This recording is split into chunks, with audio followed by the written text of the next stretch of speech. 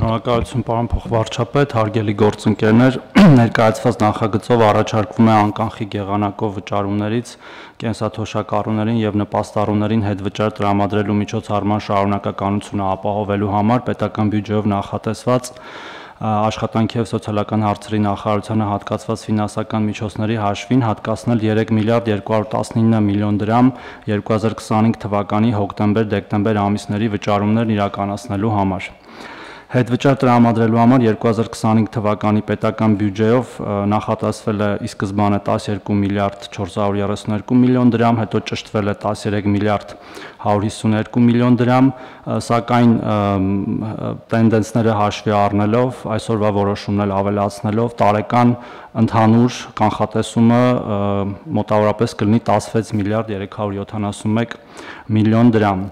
Շահառուների թիվը նույնպես կանխատեսվածից ավելին է, արդեն մոտ ունենք 350,000 շահառու, ովքեր օգտվում են այս ծրագրից եւ ունենք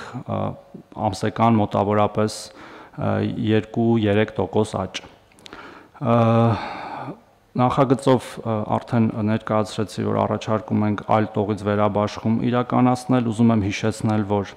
այս պահի կարգավորումներով մենք հետվճարով վերադարձնում ենք գործարքների 12%-ի չափով, բայց ոչ ավելի քան 6000 դրամը եւ հետվճարը վճարվում է յուրաքանչյուր ամիս մինչեւ տվյալ ամսվա 25-ը, խնդրում եմ հաստատել։